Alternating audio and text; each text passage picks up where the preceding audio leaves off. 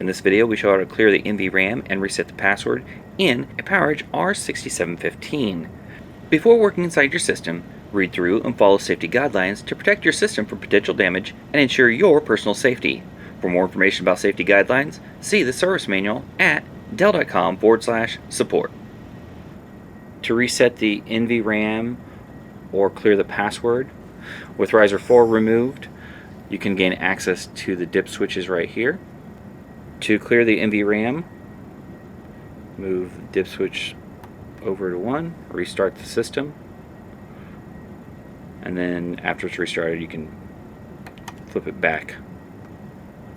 To disable the password, you can move this dip switch over and power back up, or to re-enable it, move this back and power back up. For more information or support about the PowerEdge R6715, visit dell.com/support.